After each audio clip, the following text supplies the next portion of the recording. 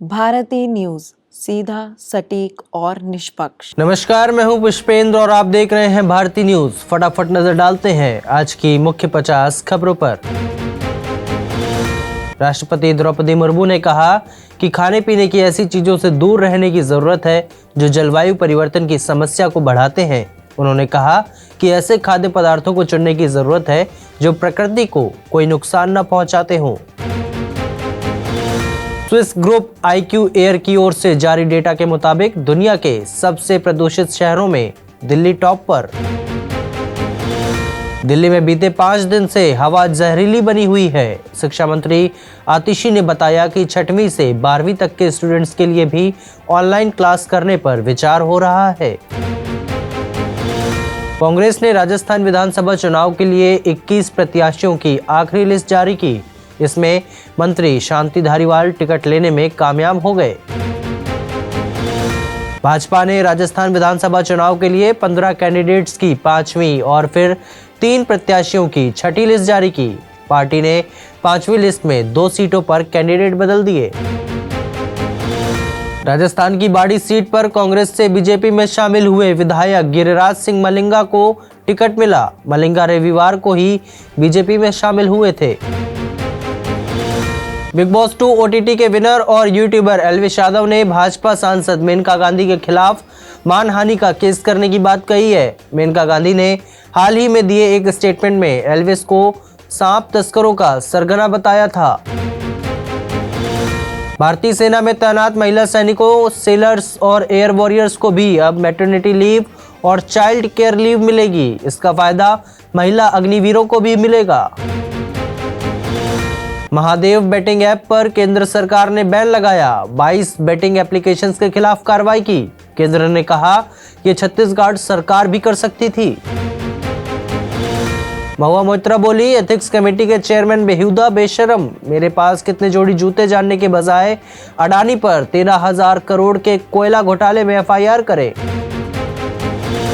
कर्नाटक में विपक्ष का डिप्टी सीएम को सीएम बनाने का ऑफर। जेडीएस नेता बोले, हमारे 19 विधायक सपोर्ट करेंगे। शिव कुमार ने कहा, मुझे कोई जल्दी नहीं। जम्मू कश्मीर पुलिस ने जमानत पर रिहा हुए आरोपियों की निगरानी के लिए GPS एंकलेट का इस्तेमाल शुरू किया। इन्हें उन आरोपियों के पैर में लगाया जाएगा जो आतंकी गतिविधियों में शामिल थे। सत्येंद्र जैन की रेगुलर जमानत पर सुप्रीम कोर्ट में सुनवाई हुई। Satyendra Jain money laundering case में 26 मई को 360 दिन बाद जेल से बाहर आए थे। दिवाली में 11,000 दियों से जगमग होगा पटना साहिब गुरुद्वारा। मनाई जाएगी इको फ्रेंडली दिवाली। विशेष लंगर का भी होगी व्यवस्था। डस्ट पॉल्यूशन फैलाने पर कानपुर मेट्रो पर कार्रवाई। पॉल्यूशन कंट्रोल बोर्ड ने 52.5 लाख का जुर्माना लगाया। डीएम के आदेश पर 3 टीमों ने की थी निगरानी। क्रिमिनल लॉ की जगह लेने वाले बिलों पर आज एक बार फिर बैठक हुई। पिछली मीटिंग में विपक्षी सदस्यों ने ड्राफ्ट पढ़ने का और समय मांगा था। NIA ने 7 के खिलाफ दर्ज की चार्जशीट। सभी के तार ISIS से जुड़े थे। जांच में पाया आरोपी आतंकी ट्रेनिंग कैंप में गए हुए थे। नेपाल की मदद के लिए भारत की ओर से भारतीय वायुसेना के जरिए राहत सामग्री की पहली खेप भेजी गई, जिसमें दवाएं और अन्य राहत सामग्री शामिल है। ऑस्ट्रेलिया के प्रधानमंत्री एंथनी एल्बनीज चीन के दौरे पर जाएंगे। 7 साल बाद कोई ऑस्ट्रेलियाई PM चीन जा रहा है। इजराइल के हेरिटेज मिनिस्टर अविचाई एलियाहू ने कहा कि हमास को खत्म करने के लिए गाजा पर एटम बम गिरा देना चाहिए। इस बयान के बाद उन्हें बर्खास्त कर दिया गया। अमेरिकी विदेश मंत्री एंटनी ब्लिंकन ने इजरायली कब्जे वाले वेस्ट बैंक में फिलिस्तीनी राष्ट्रपति महमूद अब्बास से मुलाकात की। दोनों के बीच वेस्ट बैंक में शांति बहाली और गाजा में मदद पहुंचाने को लेकर बात हुई। इजराइल हमास जंग में अब तक 1403 इजरायली और 9770 फिलिस्तीनी नागरिक मारे जा चुके हैं। इसके अलावा 346 इजरायली सैनिकों की भी मौत हुई है। न्यूज़वीक की रिपोर्ट में दावा, ट्रूडो के बयान से निज्जर केस की जांच पर असर पड़ा। भारतीय हाई कमिश्नर बोले, कनाडाई अफसरों ने भारत पर आरोप लगाने के आदेश दिए थे।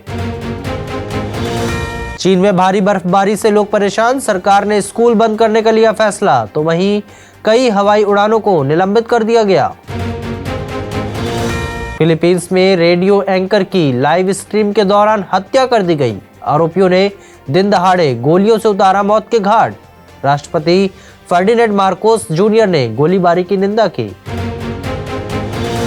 इजरायल हमास युद्ध के बाद फ्रांस में बढ़ी यहूदी विरोधी घटनाएं, 486 लोग गिरफ्तार, 102 विदेशी नागरिक शामिल हैं।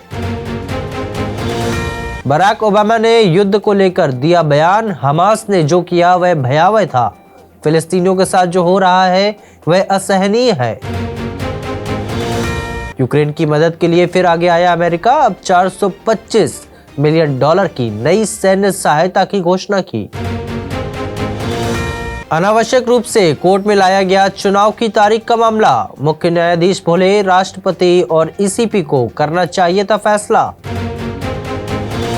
पाकिस्तान के डेरा इस्माइल खान में हुआ आतंकवादी हमला, पुलिस चेक पोस्ट को बनाया निशाना, एक पुलिसकर्मी घायल। विराट कोहली ने हमवतन सचिन तेंदुलकर के विश्व रिकॉर्ड की बराबरी करते हुए अपना 49वां एक दिवसीय अंतर्राष्ट्रीय शतक बनाया। भारत ने एक दिवसीय विश्व कप में 2 विरोधियों को 100 रन से कम पर आउट करने वाली दूसरी टीम बनकर इतिहास रचा। दुनिया के नंबर 1 नोवाक जोकोविच ने पेरिस मास्टर्स के फाइनल में ग्रिगोर दिमित्रोव को 6-4, 6-3 से हराकर अपना 40वां मास्टर्स एटीपी 1000 खिताब जीता। ब्राजील की उरुग्वे से 2-0 विश्व कप क्वालिफाइंग हार के दौरान पूर्वकाल क्रूसिएट लिगामेंट की चोट के बाद नेमार की हुई सर्जरी। भारत की 2 बार की ओलंपिक पदक विजेता पीवी सिंधु ने फ्रेंच ओपन के बीच मैच में हटने के बाद अपनी घुटने की चोट के बारे में जानकारी दी। भारत के स्टार भाला फेंक खिलाड़ी नीरज चोपड़ा ने 2024 पेरिस ओलंपिक से पहले 90 मीटर के मील के पत्थर को तोड़ने के बारे में बात करते हुए कहा कि उनका सर्वश्रेष्ठ आना अभी बाकी है। भारत की 16 वर्षीय बिना हाथ वाली तीरंदाज शीतल देवी ने एशियाई पैरा खेलों में 3 पदक जीतकर सबका ध्यान खींचा। हसन रजा ने एक और विवादास्पद टिप्पणी करते हुए दावा किया कि डीआरएस में हेरफेर कर रहा है भारत। कुशल मेंडिस का कहना है कि 2025 चैंपियंस ट्रॉफी के लिए क्वालिफाई करने पर है श्रीलंका का ध्यान। पाकिस्तान के पूर्व तेज गेंदबाज शोएब अख्तर ने कहा कि अब समय आ गया है कि क्रिकेट जगत भारतीय तेज गेंदबाजी की सराहना करे। रविवार 5 नवंबर को कोलकाता के ईडन गार्डन्स में भारत द्वारा दक्षिण अफ्रीका को 243 रनों से हराने के बाद जहीर खान ने रोहित शर्मा की तारीफ की। पूर्व बल्लेबाज मोहम्मद यूसुफ ने कहा कि भारत टूर्नामेंट में अजेय रहेगा क्योंकि उनकी टीम में कोई कमजोरी नहीं है।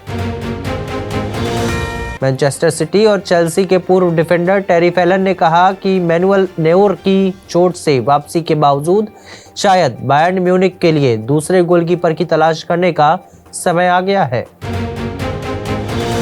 चौथे दौर में न्यूकैसल यूनाइटेड से 0-3 की हार के बाद मैनचेस्टर यूनाइटेड का कारबाओ कप खिताब की रक्षा हुई समाप्त। नियामक द्वारा जून 2024 तक शॉर्ट सेलिंग पर प्रतिबंध लगाने से दक्षिण कोरियाई शेयरों में आया उछाल। एनएसआई पर सेलो वर्ल्ड के शेयरों की शुरुआत 829 रुपए पर हुई, जो इसके निर्गम मूल्य से 27.9% अधिक है। सऊदी अरब के क्राउन प्रिंस मोहम्मद बिन सलमान के सलाहकारों ने भारत सरकार के अधिकारियों से आईपीएल को 30 अरब डॉलर की वैल्यू वाली होल्डिंग कंपनी में बदलने के बारे में बात की। रश्मिका मंदाना का deep fake video social media पर सामने आया और उनके प्रशंसकों को निराश किया। तलपति विजय की लियो ने सप्ताहांत में गति पकड़ी, फिल्म अब भारत में 350 करोड़ रुपए की कमाई की ओर बढ़ रही है। एंजेलिना जोली ने गाजा में इजरायली हवाई हमलों की आलोचना की और फंसी हुई आबादी पर जानबूझकर बमबारी की अनुमति देने के लिए अंतर्राष्ट्रीय समुदाय को धिक्कारा। फिलहाल के लिए बस इतना ही। अन्य सभी बड़ी खबरों के लिए देखते रहिए भारती न्यूज। धन्यवाद।